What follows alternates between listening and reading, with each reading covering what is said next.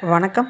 இன்றைக்கி நான் உங்கள்கிட்ட ஷேர் பண்ணுற கண்டென்ட் என்னென்னு பார்த்தீங்கன்னா, ஔவையார் எழுதின குறள் ஞானம் அப்படின்னு சொல்லிட்டு ஒரு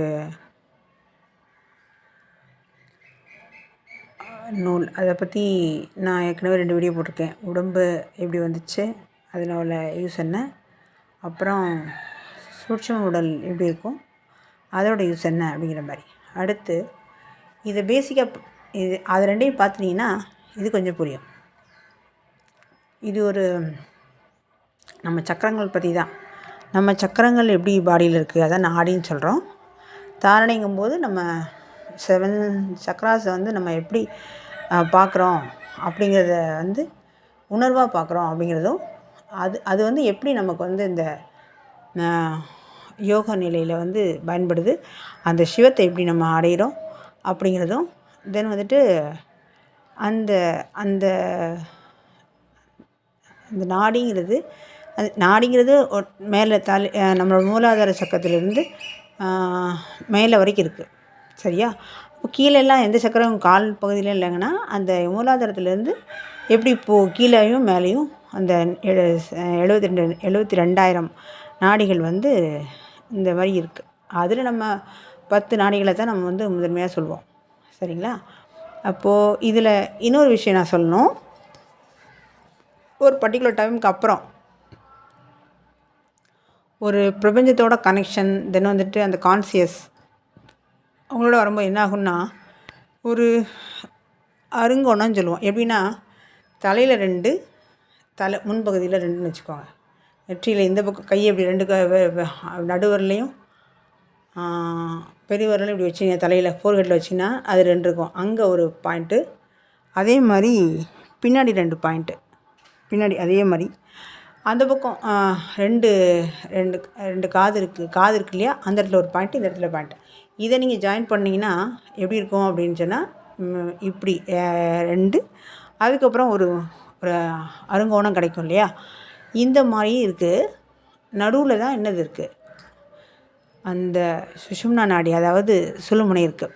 இதில் நீங்கள் பயிற்சி பண்ணும்போது மட்டும்தான் அந்த 10ஆம் வாசலுங்கிற அப்படிங்கிற அந்த நெருப்பு பாலம் அப்படி என்னமோ பரிபாஷையில் சொல்கிறாங்க இல்லையா, அதை அடித்து அதை உடச்சி அங்கே அந்த இருக்க சளிப்படலத்தை உடச்சிட்டு அந்த வெப்பம் போய் நம்ம மூலாதாரத்துலேருந்து போகிற அந்த அனல் வந்து ஆவி அடித்து ஒரு எப்படி ஒரு பாத்திரம் கொதிக்க வச்சுட்டே இருக்கும்போது தண்ணி கொதிக்குது, அதோட ஆவி மேலே போய் எப்படி மேலே போய் கீழே போய் மேலே போய் கீழே போய் ஆகிட்டே இருக்கும்போது ஒரு இடத்துல தண்ணி ஃபுல்லாக எவாப்ரேட் ஆயிரும்ல, அதுதான் அந்த நிலை தான் அங்கே நடக்குது. சரிங்களா?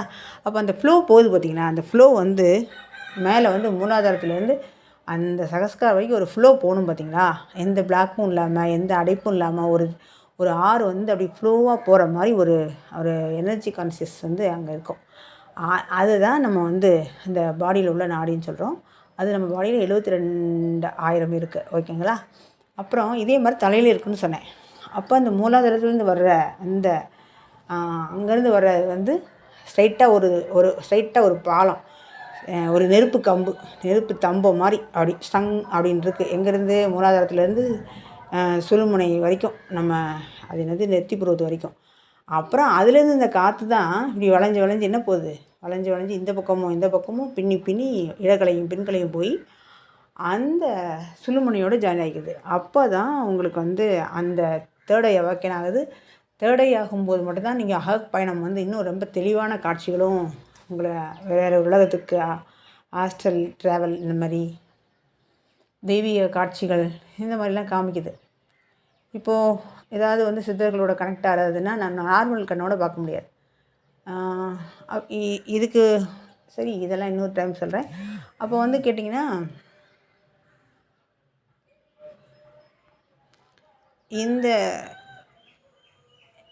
இந்த மாதிரி கனெக்ஷன் ஏற்படணும் அப்படிங்கிறதுக்காண்டி தான் இந்த தாரணை அப்படின்னு சொல்கிறோம். தாரணை என்னது, ஒரு புள்ளியில் நம்ம குவிக்கிறோம். இப்போது ஏதாவது சோரில் ஒரு புள்ளி இல்லை ஏதாவது ஒரு பாயிண்ட் அவுட் பண்ணி அதை நம்ம புள்ளியிலேயே நம்ம மனதை குவிப்போம்னு சொல்கிறோம்ல, அதை தாரணைன்னு சொல்கிறோம். அது நாடி தாரணைனா நம்ம கான்சியஸை, நம்ம உணர்வை இந்த நாடி வழியை நம்ம செலுத்தி போனால் மட்டும்தான் அந்த எனர்ஜி நம்ம மேலே போகிறது தெரியும்.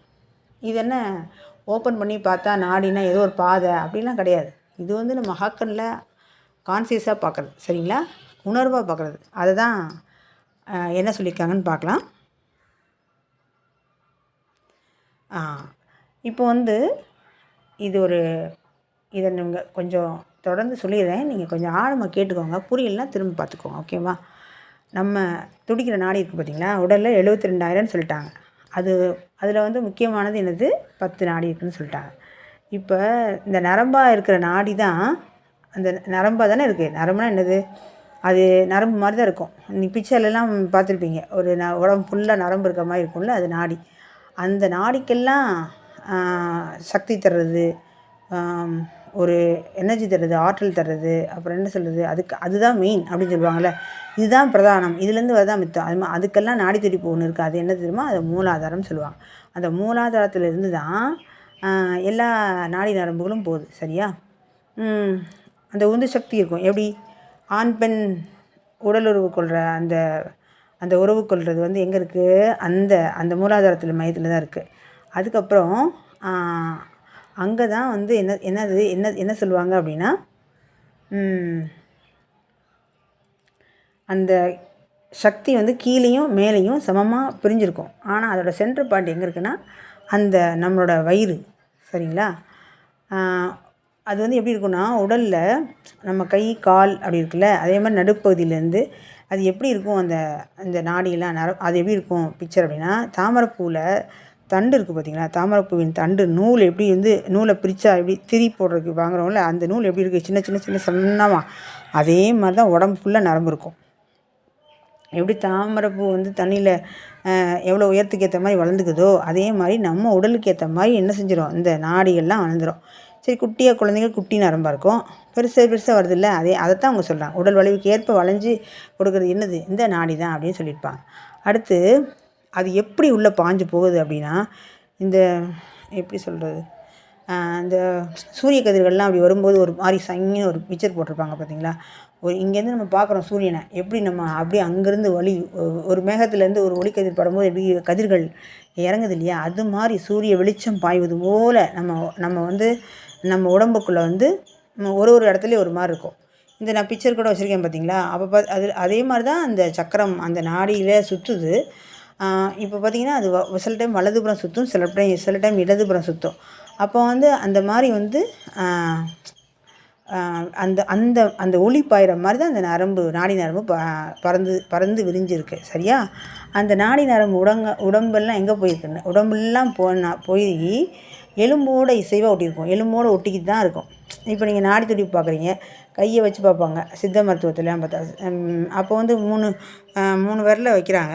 3 விரலை வச்சு பார்க்கும்போது என்ன ஆகுது, அந்த பெருவிரலுக்கு பக்கத்தில் இந்த பக்கம் இப்படி கையை வச்சு பார்க்கும்போது உங்களுக்கு நடுவிரலில் ஃபஸ்ட்டு விரலில் நாடி கேட்குதா, தெரியுதா, நடுவு விரலையா அடுத்த விரலையான்னு தெரியும். சரி, நடுவிரலில் அப்படின்னா பித்தம், கபம், ஸ்லேத்துமம் அப்படின்னு சொல்லி பிடிப்பாங்க, சரியா. இந்த மாதிரி அந்த எலும்போடு தான் ஓடிக்கிட்டு இருக்கிறது தான் என்னது, அந்த நாடி துடிப்பெல்லாம் நமக்கு தெரியும் உடம்புல, சரியா. அடுத்து இப்போ நமக்கு உள்ள உயிர் நாடின்னு சொல்லுவாங்க தெரியுமா. உயிர் நாடி எங்கே இருக்குது, அந்த உயிர் சக்தி எங்கே இருக்குது, மூலாதாரத்தில் இருக்குது. அந்த மூலாதாரத்தில் எப்படி இருக்குது அப்படின்னா, அது எப்படி நமக்கு வந்து இப்போ உள்ளே போய் பார்க்கல, ஆனால் வந்து எப்படி நம்ம கேலக்ஸின்னு சொல்கிறாங்கல்ல, அது வந்து எப்படி ஓம்காரத்தில் சுற்றுதோ அதே மாதிரி நம்ம உடலுக்குள்ளே மூலாதாரங்கிறது இருந்தது, அந்த சுற்றுறது இருக்குல்ல, இது இந்த பிக்சர் வச்சுக்கிறது தான் மூலாதாரத்தில் இருக்கும். அந்த மூலாதாரத்தில் தான் என்ன ஆகும் அப்படின்னு சொன்னால், அங்கே ஓம்காரம் அப்படிங்கிறது வந்து என்னது, உட்பொருள் வந்து சுழல்வது போல் வந்து அந்த சுழன்று நிற்பது தான் அந்த நாடியோட தன்மை அப்படின்னு சொல்கிறாங்க, சரியா.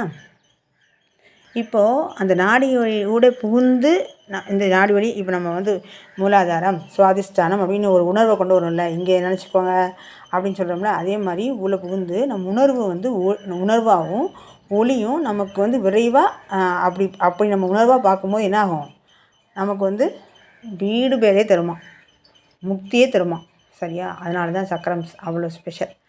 அப்புறம் இந்த நாடி துடிப்பு மூலாதாரத்தில் இருக்குது, அப்புறம் வந்து இப்படி சுற்றுது, இப்போ வலதுபுறம் சுற்றுது. அதே மாதிரி வந்து நம்ம உட்காந்து தியானம் பண்ணும்போது இங்கே ஃப்ளோ ஆகுது, இப்போ இந்த சக்கரம் ஆக்டிவேட் ஆகுது, எல்லா சக்கரம் ஆக்டிவேட் ஆகிருக்கு. இப்போ இந்த கீழே 3 சக்கரம் ஆக்டிவேட் ஆகிருக்கு. நடு சக்கரம் ஆக்டிவேட் ஆக கொஞ்சம் இப்போ தான் பழகிட்டு இருக்குது. அதே மாதிரி வந்து இதயம் சக்கரம் ஓப்பன் ஆகிருக்கு. இந்த மாதிரியெல்லாம் அறிஞ்சு நம்ம அடக்கமாக நம்ம என்ன செய்யணும்னா, அடக்கம் மீன்ஸ் என்ன அர்த்தம்னா, அங்கெல்லாம் நிறைய காட்சிகள் நிறைய இதெல்லாம் வரும். ஏன்னா அங்கெல்லாம் அடுத்த இந்த டைம் இருந்தால் அதில் சக்கரத்தை பற்றி சொல்லிடுறேன், இல்லைனா தனியாக சொல்கிறேன்.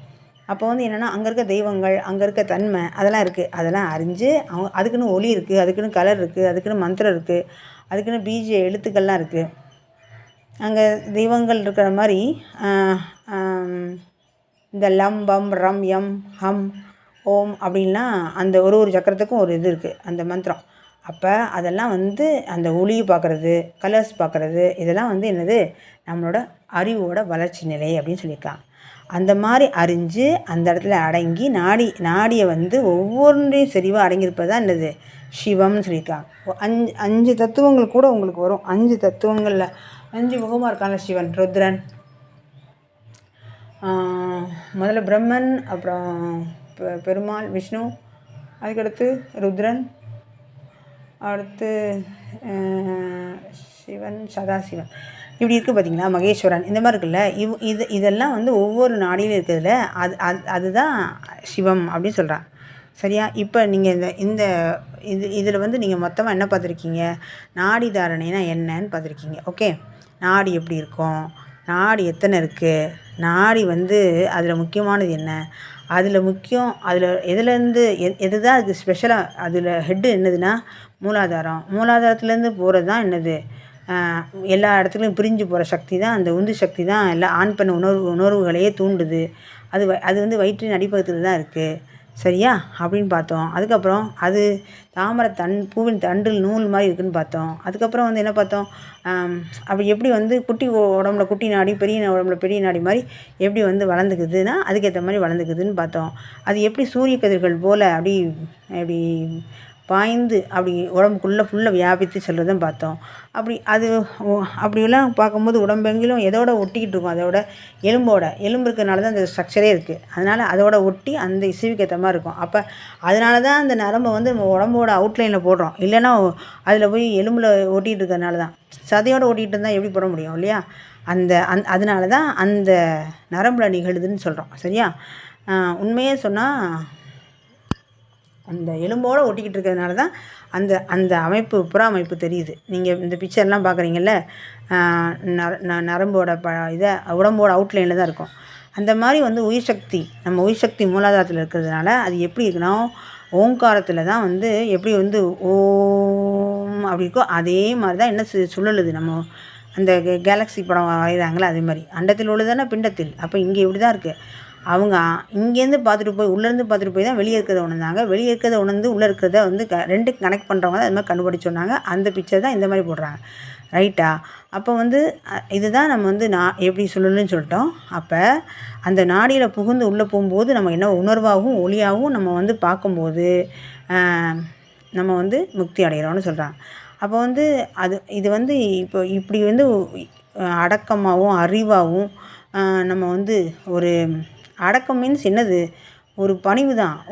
அந்த இடத்துல பணிவு ஆட்டோமேட்டிக்காக வந்துடும். நீங்கள் சக்தி நிலையெல்லாம் ஆகும்போதெல்லாம் அகங்காரத்து மாதிரிலாம் போய் அந்த கணக்கில் உட்காந்து அப்படி ஒளியை பார்க்கும்போது வந்து நம்மளோட தன்மையே அங்கே வந்து ஒருசாக மாறிடும். ஒரு சக்கரம் ஆக்டிவேட்டாக ஆகுது, நம்ம பார்த்துருப்பீங்க. அதே மாதிரி மூலாதாரம் ஆக்டிவேட் ஆகுது, மைனஸாக இருக்குது அப்படின்னா அந்த ப்ளஷர், அந்த ஹாப்பினஸ், அந்த மாதிரி தன்மையெல்லாம் இருக்கும். அது வந்து பிளாக்காக இருக்குது, அது வந்து அந்த மூலாதாரம் வந்து இதாக இல்லை அப்படின்னா அது வந்து அதில் ப்ராப்ளம்ஸு, அப்புறமா வந்து என்ன சொல்கிறது, ஒரு கில்ட்டினஸ்ஸு, ஒரு தாழ்வு மனப்பான்மை, இந்த மாதிரி. அதே இது வந்து 2வது சக்கரம் சுவாதிஷ்டானம் இருக்கும்போது என்னென்னா அது கீழே லம் சொல்லுவாங்க, இது பம் சொல்லுவாங்க. அங்கே 4 இதழ் தாமரை இருக்கும். அதுக்கப்புறம் வந்து அங்கே வந்து வெள்ளை யானை மேலே தான் பிரம்மன் இருப்பாங்க. சரியா? அங்கே ஒரு சக்தி இருப்பாங்க, எல்லாத்துக்கும் ஒரு சக்தி இருப்பாங்க. இதில் அந்த சக்தி நிலை சேரும்போது மட்டும்தான் வந்து இங்கே அர்த்தநாரிங்கிறது ஒன்று ஆகுது.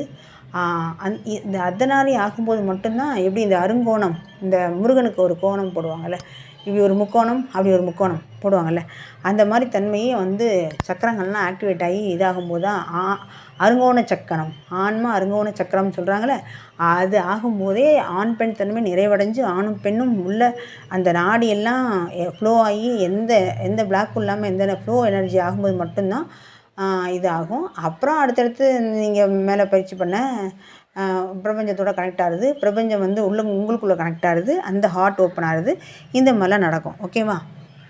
அப்புறம் லம் வம் ரம் யம் ஹம் ஓம் அப்படின்னு சொல்லிட்டோம்ல. அதுக்கப்புறம் வந்து இப்போ வந்து இந்த 4 இதழ், அப்புறமா 6 இதழ், 10 இதழ், இந்த மாதிரிலாம் இருக்குது. அந்த சக்கரத்தை பற்றி போகும்போது இதை பற்றி பேசலாம்.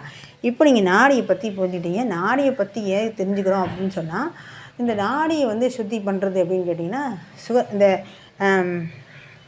சரி, அது நம்ம நெக்ஸ்ட் இதில் சொல்லலாம். இப்போ நாடினா என்னன்னு புரிஞ்சுக்கிட்டாச்சு. அந்த நாடியில் நம்ம அடுத்து நம்ம வந்து பிராணாயாமம் கபாலபாதி பண்ணும்போது எப்படி வந்து இந்த வாயுவை வந்து இந்த நாடியில் செலுத்தி நம்ம மேலே வரைக்கும் கொண்டு போகலாம் அப்படின்னு பார்க்கலாம். மூலாதாரம் டு சகஸ்காரம் எப்படி மேலே ஏற்றி கொண்டு போகலான்னு பார்க்கலாம். ஓகே.